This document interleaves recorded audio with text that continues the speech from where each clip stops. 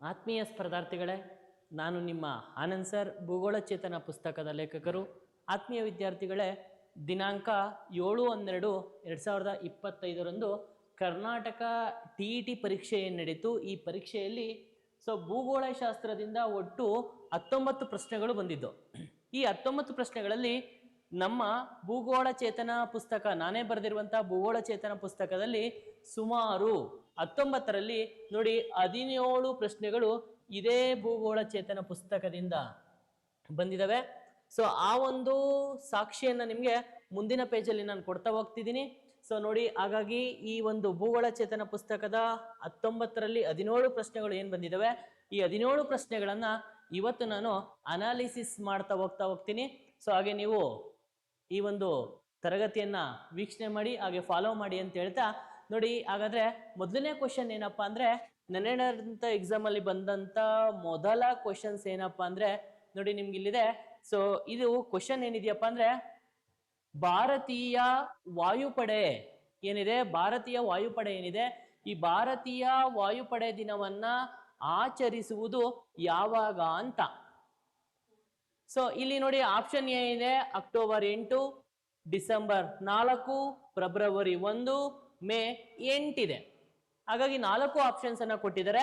ಈ 4 ಆಪ್ಷನ್ಸ್ ಅಲ್ಲಿ ನಿಮಗೆ ಈ ಒಂದು ಕ್ವಶನ್ಸ್ಗೆ ಸರಿಯಾದಂತ ಉತ್ತರ ಯಾವ್ದಪ್ಪ ಅಂದ್ರೆ ನೋಡಿ, ನಮ್ಮ ಈ ಒಂದು ಕ್ವಶನ್ಸ್ಗೆ ಅತಿ ಪ್ರಮುಖವಾಗಿ ಸರಿಯಾದಂತ ಉತ್ತರ ಅಕ್ಟೋಬರ್ 8 ಏನಿದೆ, ಈ ಒಂದು ಉತ್ತರ ಇದಕ್ಕೆ ಸರಿಯಾದಂತ ಉತ್ತರ. ಇದನ್ನ ನೋಡಿ ನನ್ನ ಪುಸ್ತಕದಲ್ಲಿ ಹಾಕಿದ್ದೀನಿ. ಅಕ್ಟೋಬರ್ 8 ಭಾರತೀಯ ವಾಯುಪಡೆ ದಿನ ಅಂತೇಳಿ ನನ್ನ ಪುಸ್ತಕದಲ್ಲಿ ಮೆನ್ಷನ್ ಆಗಿದೆ. ಹಾಗಾಗಿ ಇನ್ನ ಮುಂದಿನ ಕ್ವಶನ್ಸ್ ಏನಿದೆಯಪ್ಪ ಅಂದ್ರೆ, ಎರಡನೇ ಕ್ವಶನ್ಸ್, ನಿನ್ನೆ ನಡೆದಂತ ಪರೀಕ್ಷೆಯಲ್ಲಿ ಎರಡನೇ ಕ್ವಶನ್ಸ್ ಏನಿದೆಯಪ್ಪ ಅಂದ್ರೆ, ಇದು ಬಹಳ ಕಾಂಪಿಟೇಟಿವ್ ಎಕ್ಸಾಮ್ ಅಲ್ಲಿ ಇದು ಕ್ವಶನ್ ಆಗ್ತಾನೆ ಇರುತ್ತೆ. ನೋಡಿ, ಎರಡನೇ ಕ್ವಶನ್ ಏನಿದೆಯಪ್ಪ ಅಂದ್ರೆ, ಆಂಡೀಸ್ ಪರ್ವತ.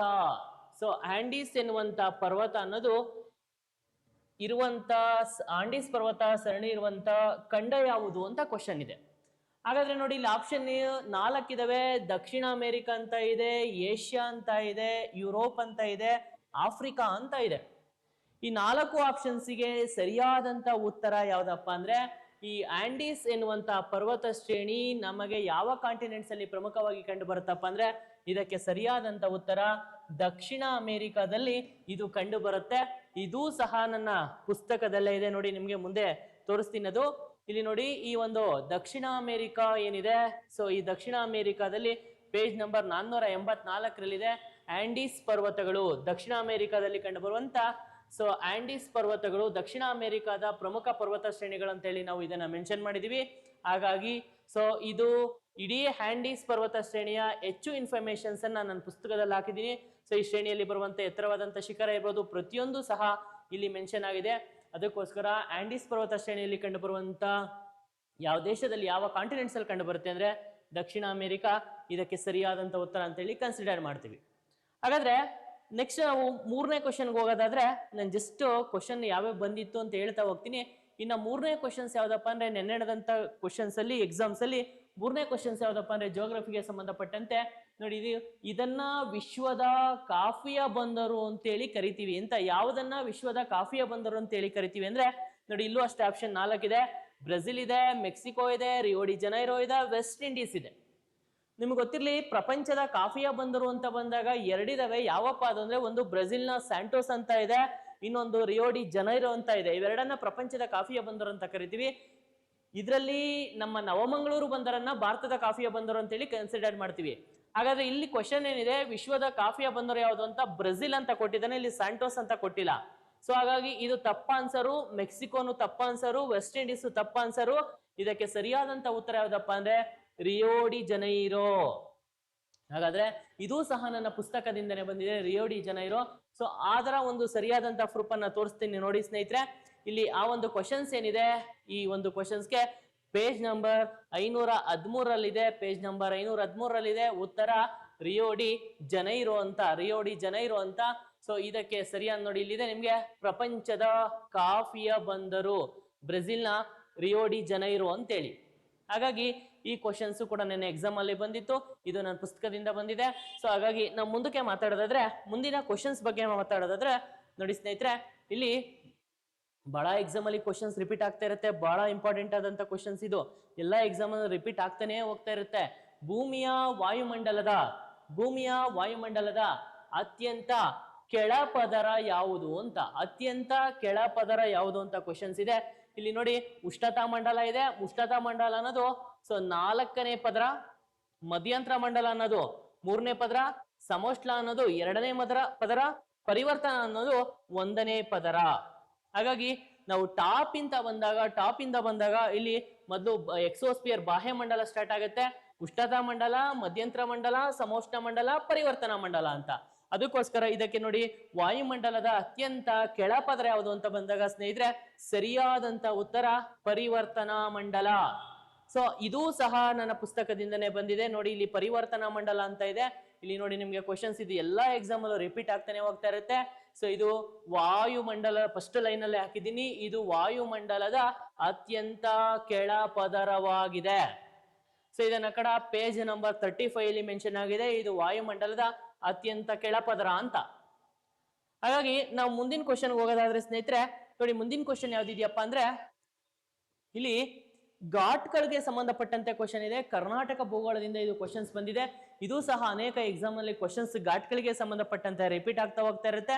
ಹಾಗಾದ್ರೆ ಇಲ್ಲಿ ಕ್ವಶನ್ ಏನಿದೆಯಪ್ಪ ಅಂದ್ರೆ, ನೋಡಿ, ಮಂಗಳೂರು ಮತ್ತು ಚಿಕ್ಕಮಗಳೂರುಗಳ ನಡುವೆ ಸಂಪರ್ಕವನ್ನ ಕಲ್ಪಿಸುವಂತ ಪರ್ವತ ಘಾಟ್ ಯಾವುದು ಅಂತ. ನೋಡಿ ಸ್ನೇಹಿತರೆ, ಇಲ್ಲಿ ಶಿರಾಡಿ ಘಾಟ್ ಅಂತ ಇದೆ, ಚಾರ್ಮುಡಿ ಇದೆ, ಆಗುಂಬೆ ಇದೆ, ಹುಲಿಕಲ್ ಇದೆ. ಈ ಒಂದು 4 ಘಾಟ್ಗಳಲ್ಲಿ ಮಂಗಳೂರು ಮತ್ತು ಚಿಕ್ಕಮಗಳೂರನ್ನ ಸಂಪರ್ಕ ಕಲ್ಪಿಸುವಂತ ಘಾಟ್ ಯಾವ್ದಪ್ಪ ಅಂದ್ರೆ, ಅದಕ್ಕೆ ನೋಡಿ ಶಿರಾಡಿ ಘಾಟ್ ಅಂತ ಬರಲ್ಲ. ಯಾಕಂದ್ರೆ ಶಿರಾಡಿ ಘಾಟ್ ಇದು ಹಾಸನ ಸಕಲೇಶ್ಪುರದಿಂದ ಮಂಗಳೂರಿಗೆ ಹೋಗುತ್ತೆ. ಹಾಗಾಗಿ ಇದಕ್ಕೆ ಸರಿಯಾದಂತ ಉತ್ತರ ಯಾವ್ದಪ್ಪ ಅಂದ್ರೆ ಚಾರ್ಮುಡಿ ಘಾಟ್. ಚಾರ್ಮುಡಿ ಘಾಟ್ ಮಂಗಳೂರು ಮತ್ತು ಚಿಕ್ಕಮಗಳೂರನ್ನ ಕಲ್ಪಿಸುತ್ತೆ. ಹಾಗಾಗಿ ಇದಕ್ಕೆ ಸರಿಯಾದಂತ ಉತ್ತರ ಯಾವ್ದಪ್ಪ ಅಂದ್ರೆ ಬಿ ಸರಿಯಾದಂತ ಉತ್ತರ. ಇದು ಸಹ ಇದೀ ಒಂದು ಘಾಟ್ಗಳ ಟೇಬಲ್ ಅನ್ನ ನನ್ನ ಪುಸ್ತಕದಲ್ಲಿ ಮೆನ್ಷನ್ ಆಗಿದೆ. ಇದು ಸಹ ನನ್ನ ಪುಸ್ತಕದಿಂದ ಬಂದಿದೆ ಕ್ವಶನ್. ಈ ಕಡೆ ನೋಡಿ, ಉತ್ತರ 2 ಇದಕ್ಕೆ ಸರಿಯಾದಂತ ಉತ್ತರ. ಪೇಜ್ ನಂಬರ್ 351 ಅಲ್ಲಿ ಇದೆ ಇದಕ್ಕೆ ಕ್ವಶನ್. ನೋಡಿ, ಇಲ್ಲಿದೆ ಶಿರಾಡಿ ಘಾಟ್, ಆಗುಂಬೆ ಘಾಟ್, ಹುಲಿಕಲ್ ಘಾಟ್, ಮತ್ತೆ ಬೈಂದೂರ್ ಘಾಟ್, ಓಕೆ, ಮತ್ತೆ ಚಾರ್ಮುಡಿ ಘಾಟ್ ಏನಿದೆ. ಈ 5 ಕ್ವಶನ್ಸ್ ಅಲ್ಲಿ ನೋಡಿ 5 ಘಾಟ್ಗಳಿವೆ. ಅದರಲ್ಲಿ ನೋಡಿ ಚಾರ್ಮುಡಿ ಘಾಟ್ ಇದು ಮಂಗಳೂರಿಂದ ಚಿಕ್ಕಮಗಳೂರಿಗೆ ಸಂಪರ್ಕವನ್ನ ಕಲ್ಪಿಸುತ್ತೆ. ಅದಕ್ಕೋಸ್ಕರ ಚಾರ್ಮುಡಿ ಘಾಟ್ ಇದಕ್ಕೆ ಸರಿಯಾದಂತ ಉತ್ತರ ಅಂತೇಳಿ ಕನ್ಸಿಡರ್ ಮಾಡ್ತೀವಿ. ಹಾಗಾದ್ರೆ ಸ್ನೇಹಿತರೆ, ಮುಂದಿನ ಕ್ವಶನ್ಸ್ಗೆ ನಾವು ಹೋಗೋದಾದ್ರೆ, ನೋಡಿ, ಇದು ಭಾರತದ ಜನಸಂಖ್ಯೆಯಲ್ಲಿದೆ. ಇದು ಭಾರತದ ಜನಸಂಖ್ಯೆಯಲ್ಲಿದೆ ಕ್ವಶನ್. ನೋಡಿ, ಭಾರತದ ಜನಸಂಖ್ಯೆಯಲ್ಲಿ ಹಾಕಿದೀನಿ ಕ್ವಶನ್ಸ್ ಅನ್ನ. ನೋಡಿ, 2011ರ ಜನಗಣತಿಯ ಪ್ರಕಾರ ಭಾರತದ ಸಾಕ್ಷರತಾ ಪ್ರಮಾಣ ಎಷ್ಟು ಅಂತ ಆಪ್ಷನ್ ಎ ನೋಡಿ, ಆಪ್ಷನ್ ಎ ಇದೆ 66 ಇದೆ, 79.5 ಇದೆ, 81.2 ಇದೆ, 74.04 ಇದೆ. ಸೊ ಇದಕ್ಕೆ ಸರಿಯಾದಂತ ಉತ್ತರ ಯಾವ್ದಪ್ಪ ಅಂದ್ರೆ ಆಪ್ಷನ್ ಡಿ ಸರಿಯಾದಂತ ಉತ್ತರ. ಇದು ಸಹ ನನ್ನ ಪುಸ್ತಕದಿಂದನೇ ಬಂದಿದೆ ಕ್ವಶನ್. ನೋಡಿ ಸ್ನೇಹಿತರೆ, ಇಲ್ಲಿದೆ ನಿಮ್ಗೆ ಕ್ವಶನ್. ನೋಡಿ, ಇದು ಪೇಜ್ ನಂಬರ್ 223ರಲ್ಲಿ ಮೆನ್ಷನ್ ಆಗಿದೆ. ಉತ್ತರ 4 ಶೇಕಡ 74.4%. ಸೊ ನೋಡಿ ಸ್ನೇಹಿತರೆ, ಇದು 2011ರ ಜನಗಣತಿಯ ಪ್ರಕಾರ ಒಟ್ಟು ಸಾಕ್ಷರತೆಯ ದರ ಇಲ್ಲಿದೆ ನೋಡಿ, ಮಾರ್ಕ್ ಮಾಡಿದೀನಿ. ಸೊ ಹಾಗಾಗಿ 74.4% ಏನಿದೆ ಇದು ನಮ್ಮ ಒಟ್ಟು ಸಾಕ್ಷರತೆಯ ದರ ಅಂತೇಳಿ ನಾವು ಮೆನ್ಷನ್ ಮಾಡ್ತಾ ಹೋಗ್ತೀವಿ ಸ್ನೇಹಿತರೆ. ಹಾಗಾಗಿ 223ಕ್ಕೆ ಆಪ್ಷನ್ 4 ಸರಿಯಾದಂತ ಉತ್ತರ ಇಲ್ಲಿ ನೋಡಿ ಮಾರ್ಕ್ ಮಾಡಿದೀನಿ. ನೆಕ್ಸ್ಟ್ ಸ್ನೇಹಿತರೆ, ನಾವು ಮುಂದೆ ಹೋಗೋದಾದ್ರೆ ಮುಂದಿನ ಕ್ವಶನ್ ಯಾವ್ದಿದ್ಯಪ್ಪ ಅಂದ್ರೆ, ನೋಡಿ, ಇದು ಬಹಳ ಇಂಪಾರ್ಟೆಂಟ್. ಸಮಭಾಜಕ ವೃತ್ತ, ಕರ್ಕಾಟಕ ಸಂಕ್ರಾಂತಿ ವೃತ್ತ ಮತ್ತು ಮಕರ ಸಂಕ್ರಾಂತಿ ವೃತ್ತವನ್ನ ಹೊಂದಿರುವಂತ ಖಂಡ ಯಾವುದು ಅಂತ. ಅಂದ್ರೆ ಏನಪ್ಪಾ ಅಂದ್ರೆ 23.5 ಡಿಗ್ರಿ ಕರ್ಕಾಟಕ ಸಂಕ್ರಾಂತಿ ವೃತ್ತ, 23.5 ಡಿಗ್ರಿ ಮಕರ ಮತ್ತು 0 ಡಿಗ್ರಿ ಸಮಭಾಜಕ ವೃತ್ತ ಹಾದು ಹೋಗುವಂತ ಜಗತ್ತಿನ ಏಕೈಕ ಖಂಡ ಯಾವುದು ಅಂತ ಕೇಳಿದಾನೆ. ಇದರಲ್ಲಿ ಆಫ್ರಿಕಾ ಆನ್ಸರ್ ಬಂದು ಆಫ್ರಿಕಾ ಖಂಡ ಇದೆ, ಉತ್ತರ ಅಮೆರಿಕ ಇದೆ, ದಕ್ಷಿಣ ಅಮೆರಿಕ ಇದೆ, ಏಷ್ಯಾ ಇದೆ. ಹಾಗಾಗಿ ನೋಡಿ, ಇದಕ್ಕೆ ಸರಿಯಾದಂತ ಉತ್ತರ ಅಂತೇಳಿ ನಾವು ಆಫ್ರಿಕಾ ಖಂಡವನ್ನ ಕರಿತೀವಿ. ಯಾಕಪ್ಪ ಅಂದ್ರೆ ಈ ಆಫ್ರಿಕಾ ಖಂಡದಲ್ಲಿ ಕರ್ಕಾಟಕ, ಮಕರ, 0 ಡಿಗ್ರಿ 3 ಹಾದು ಹೋಗುತ್ತೆ. ಅದಕ್ಕೋಸ್ಕರನೇ ಈ ಆಫ್ರಿಕಾ ಖಂಡವನ್ನ ನಾವು ಕೇಂದ್ರೀಯ ಖಂಡ ಅಂತ ಹೇಳಿ ಕರಿತೀವಿ. ಕೇಂದ್ರೀಯ ಖಂಡ ಅಂತ ಹೇಳಿ ಕರಿತೀವಿ. ಹಾಗಾಗಿ ಆಫ್ರಿಕಾ ಖಂಡ ಇದಕ್ಕೆ ಸರಿಯಾದಂತ ಉತ್ತರ ಸ್ನೇಹಿತರೆ. ಇದು ಸಹ ಪುಸ್ತಕದಲ್ಲಿ ಮೆನ್ಷನ್ ಆಗಿದೆ. ಸೊ ಇದು ನೋಡಿ, ಇದನ್ನ ಮುಖಪುಟದಲ್ಲಿ ನಾವು ಮೆನ್ಷನ್ ಮಾಡಿದೀವಿ. ಪೇಜ್ ನಂಬರ್ 459 ಇದೆ. ಉತ್ತರ 1 ಆಫ್ರಿಕಾ ಕಾಂಟಿನೆಂಟ್. ಉತ್ತರ 1 ಆಫ್ರಿಕಾ ಕಾಂಟಿನೆಂಟ್ ಇಲ್ಲಿದೆ ನೋಡಿ, ವಿತ್ ಸ್ಟೇಟ್ಮೆಂಟ್ ಸಮೇತ ಇದೆ.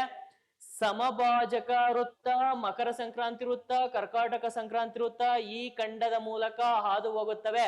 ಹಾಗಾಗಿ ಇದನ್ನ ಕೇಂದ್ರೀಯ ಖಂಡ ಅಂತೇಳಿ ಕರಿತೀವಿ. ಹಾಗಾಗಿ ಇದು ನೋಡಿ ಸ್ನೇಹಿತರೆ, ಇದು ಸರಿಯಾದಂತ ಉತ್ತರ ಅಂತೇಳಿ ನಾವು ಕನ್ಸಿಡರ್ ಮಾಡ್ತೀವಿ. ಆಫ್ರಿಕಾ ಖಂಡವನ್ನ ಉತ್ತರ 1 ಆಫ್ರಿಕಾ ಖಂಡ ಸರಿಯಾದಂತ ಉತ್ತರ. ನನ್ನ ಪುಸ್ತಕದಲ್ಲಿ ಇದು ಮೆನ್ಷನ್ ಆಗಿದೆ. ನೆಕ್ಸ್ಟ್ ಸ್ನೇಹಿತರೆ, ಮುಂದಿನ ಕ್ವಶನ್ಸ್ ಬಗ್ಗೆ ನಾವು ಮಾತಾಡೋದಾದ್ರೆ ನೋಡಿ ಸ್ನೇಹಿತರೆ, ವಾಯುಮಂಡಲ, ಭೂಮಿಯ ವಾಯುಮಂಡಲಕ್ಕೆ ಸಂಬಂಧಪಟ್ಟಂತೆ ಕ್ವಶನ್ಸ್ ಇದು. ಓಝೋನ್ ಎನ್ನುವಂತ ಅನಿಲವು ಯಾವ ವಲಯದಲ್ಲಿ ಕಂಡು ಬರುತ್ತದೆ ಅಂತ. ಯಾಕಂದ್ರೆ ವಾತಾವರಣದಲ್ಲಿ 5 ವಲಯಗಳಿದಾವೆ: troposphere, stratosphere, mesosphere, thermosphere, exosphere ಅಂತ. ಇದರಲ್ಲಿ ವಿಶೇಷವಾಗಿ ಕ್ವಶನ್ ಏನಿದೆಯಪ್ಪ ಅಂದ್ರೆ ಓಝೋನ್ ಅನಿಲವು ಯಾವ ವಲಯದಲ್ಲಿ ಕಂಡು ಬರುತ್ತೆ ಅಂತ.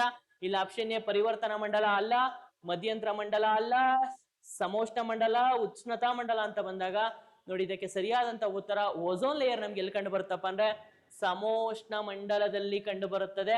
ಹಾಗಾಗಿ ಇದಕ್ಕೆ ಸರಿಯಾದಂತ ಉತ್ತರ ಆಪ್ಷನ್ ಸಿ ಇದಕ್ಕೆ ಸರಿಯಾದಂತ ಉತ್ತರ ಸ್ನೇಹಿತರೆ. ಇದೂ ಸಹ ನನ್ನ ಪುಸ್ತಕದಲ್ಲಿ ಮೆನ್ಷನ್ ಆಗಿದೆ, ನೋಡಿ ಇಲ್ಲಿದೆ. ಸೊ ಸರಿಯಾದಂತ ಉತ್ತರ ಸೊ ಸಮೋಷ್ಣ ಮಂಡಲ. ಇದನ್ನ ಪೇಜ್ ನಂಬರ್ 35ರಲ್ಲಿ ಕೊಟ್ಟಿದ್ದೀನಿ ನೋಡಿ. ಇಲ್ಲಿ ನಿಮ್ಗೆ ಕಾಣ್ತಾ ಇದೆ, ಇದು ಸಮೋಷ್ಣ ಮಂಡಲ. ಇಲ್ಲಿಂದ ಇದನ್ನ ಆಯ್ಕೆ ಮಾಡ್ಕೊಂಡಿದೀವಿ. ಸಮೋಷ್ಣ ಮಂಡಲ ಸ್ಟ್ರಾಟೋಸ್ಪಿಯರ್ ಅಲ್ಲಿ ನಮ್ಗೆ ಓಝೋನ್ ಲೇಯರ್ ಕಂಡು ಬರ್ತೇನೆ ಸ್ನೇಹಿತರೆ. ಬಹಳ ಎಕ್ಸಾಮ್ ಅಲ್ಲಿ ಕ್ವಶನ್ ರಿಪೀಟ್ ಆಗ್ತಾನೆ ಹೋಗುತ್ತೆ. ಹಾಗಾಗಿ ತುಂಬಾ ಎಲ್ಲ ಓಝೋನ್ಗೆ ಸಂಬಂಧಪಟ್ಟಂತೆ ಎಲ್ಲ ಇನ್ಫಾರ್ಮೇಶನ್ಸ್ ನನ್ನ ಪುಸ್ತಕದಲ್ಲಿ ಹಾಕಿದ್ದೀನಿ. ಹಾಗಾಗಿ ಪೇಜ್ ನಂಬರ್ 35 ಅಲ್ಲಿ ಸಮೋಷ್ಣ ಮಂಡಲಕ್ಕೆ ಸಂಬಂಧಪಟ್ಟಂತ ಮಾಹಿತಿ ಇದೆ ಸ್ನೇಹಿತರೆ. ಇನ್ನು ನೆಕ್ಸ್ಟ್ ಮುಂದಕ್ಕೆ ಹೋಗೋದಾದ್ರೆ ಮುಂದಿನ ಕ್ವಶನ್ ಯಾವ್ದಪ್ಪ ಅಂದ್ರೆ, ಸೊ ನೋಡಿ ಇಲ್ಲಿ ಕಲ್ಲಿದ್ದಲಿನ ವಿಧಗಳು ಯಾವುದು ಅಂತ ಕೇಳ್ತಾ ಇದೆ. ಇಲ್ಲಿ ನೋಡಿ, ಲಿಗ್ನೈಟ್ ಮತ್ತು ಬಯೋಟೈಟ್ ಅಲ್ಲ, ಬ್ರಾನೈಟ್ ಮತ್ತು ಮ್ಯಾಗ್ನಟೈಟ್ ಅಲ್ಲ, ಆಂಥ್ರಾಸೈಟ್, ಬ್ರಾನೈಟ್ ಅಲ್ಲ, ಲಿಗ್ನೈಟ್ ಮತ್ತು ಪೀಟ್. ನೋಡಿ ಇದು ಮತ್ತೆ ಇದು ತಪ್ಪ ಆನ್ಸರು. ಇಲ್ಲಿ ಕಲ್ಲಿದ್ದಲಿನ ವಿಧ ಅಂತ ಬಂದಾಗ ಇದು ಸರಿಯಾದಂತ ಹೊಂದಾಣಿಕೆಯಾಗುವಂತ ಉತ್ತರ ಲಿಗ್ನೈಟ್ ಮತ್ತು ಪೀಟ್ ಏನಿದೆ ಇದು ಕಲ್ಲಿದ್ದಲಿನ ಪ್ರಮುಖ ವಿಧ ಅಂತ ಹೇಳಿ ಕನ್ಸಿಡರ್ ಮಾಡ್ತೀವಿ. ಹಾಗಾಗಿ ಇದಕ್ಕೆ ಸರಿಯಾದಂತ ಉತ್ತರ ಯಾವ್ದಪ್ಪ ಅಂದ್ರೆ ಆಪ್ಷನ್ ಡಿ ಸರಿಯಾದಂತ ಉತ್ತರ. ಇದೂ ಸಹ ನನ್ನ ಪುಸ್ತಕದಲ್ಲೇ ಬಂದಿದೆ ಸ್ನೇಹಿತರೆ. ನೋಡಿ ಮುಂದಿನ ತೋರಿಸ್ತೀನಿ ನಾನು ಅದನ್ನ. ಇಲ್ಲಿದೆ ನೋಡಿ ಕ್ವಶನ್. ಸೊ ಸರಿಯಾದಂತ ಉತ್ತರ 4. ಇದು ಎಲ್ಲಿದೆಯಪ್ಪ ಅಂದ್ರೆ ನೋಡಿ ನಿಮ್ಗೆ ಲಿಗ್ನೈಟ್ ಮತ್ತೆ ಪೀಟ್. ಲಿಗ್ನೈಟ್ ಮತ್ತೆ ಪೀಟ್ ಎನ್ನುವುದು ಕಲ್ಲಿದ್ದಲಿನ 3ನೇ ಮತ್ತು 4ನೇ ವಿಧ. ಇಡೀ ಕಲ್ಲಿದ್ದಲಿನಿಗೆ ಬೇಕಾದಂತ ಎಲ್ಲ ಎಕ್ಸ್ಪ್ಲನೇಷನ್ ಸಹ ಇಲ್ಲಿ ಮೆನ್ಷನ್ ಆಗಿದೆ. ಲಿಗ್ನೈಟ್ ಮತ್ತೆ ಪೀಟ್ ಕಲ್ಲಿದ್ದಲಿನ ವಿಧ ಅಂತೇಳಿ ನಾವು ಕನ್ಸಿಡರ್ ಮಾಡ್ತೀವಿ. ಹಾಗಾಗಿ ಇದಕ್ಕೆ ಸರಿಯಾದಂತ ಉತ್ತರ ಆಪ್ಷನ್ 4 ಲಿಗ್ನೈಟ್ ಮತ್ತು ಪೀಟ್. ಓಕೆ ಸ್ನೇಹಿತರೆ, ಇನ್ನು ಮುಂದೆ ಹೋಗೋದಾದ್ರೆ ಮುಂದಿನ ಕ್ವಶನ್ ಯಾವ್ದಿದ್ಯಪ್ಪ ಅಂದ್ರೆ ನೋಡಿ, ಮುಂದಿನ ಯಾವ್ದಿದ್ಯಪ್ಪ ಅಂದ್ರೆ ನೋಡಿ,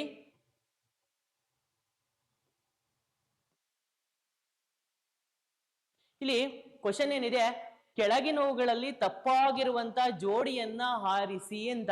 ಇಲ್ಲಿ 4 ಜೋಡಿಗಳಿದಾವೆ. 4 ಜೋಡಿಗಳಲ್ಲಿ ಯಾವ ಜೋಡಿ ತಪ್ಪಾಗಿದೆ ಅಂತ. ಈಗ ಉದಾಹರಣೆ, ದುರ್ಗಾಪುರ ಸ್ಟೀಲ್ ಪ್ಲಾಂಟ್ ಪಶ್ಚಿಮ ಬಂಗಾಳದಲ್ಲಿದೆ, ದುರ್ಗಾಪುರ ವುಡ್ ಅಂತ ಕೂಡ ಕರಿತೀವಿ.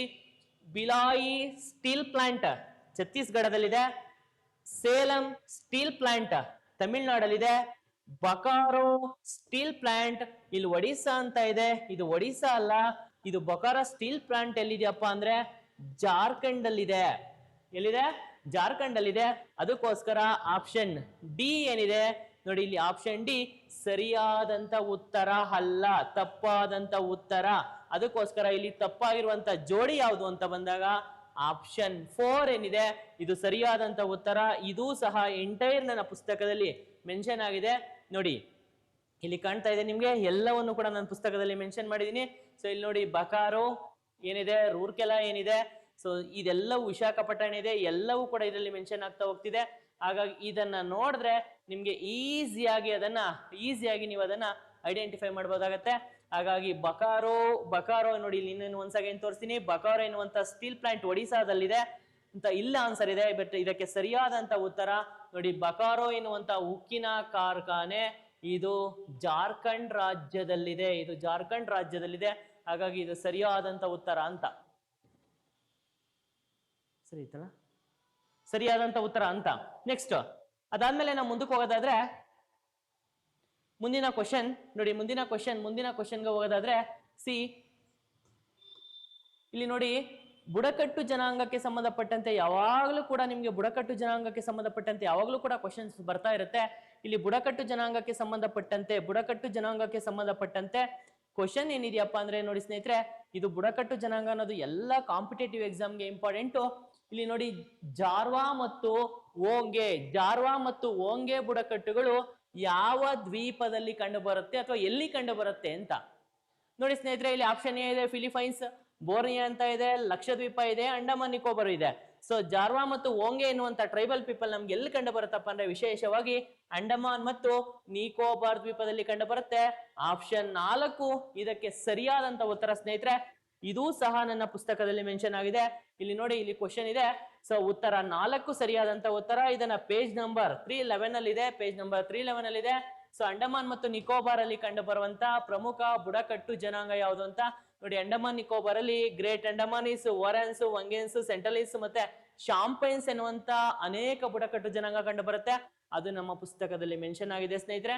ಅದಕ್ಕೋಸ್ಕರ ಉತ್ತರ 4 ಇದಕ್ಕೆ ಸರಿಯಾದಂತ ಉತ್ತರ ಅಂತೇಳಿ ಕನ್ಸಿಡರ್ ಮಾಡ್ತೀವಿ.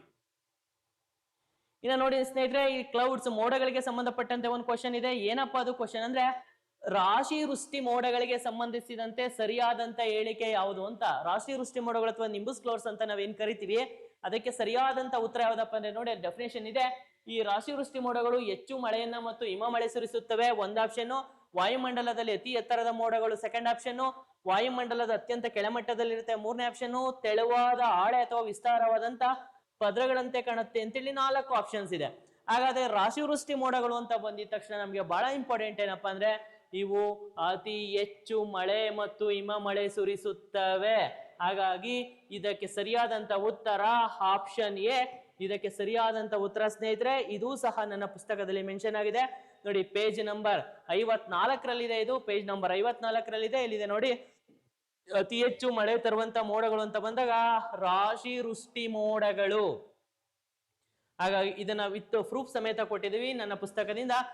ಬಂದಿರುವಂತ ಮತ್ತೊಂದು ಕ್ವಶನ್, ಅತಿ ಹೆಚ್ಚು ಮಳೆ ತರುವಂತ ಮೋಡಗಳು ರಾಶಿ ವೃಷ್ಟಿ ಮೋಡಗಳು ಅಂತೇಳಿ ನಾವು ಕನ್ಸಿಡರ್ ಮಾಡ್ತೀವಿ.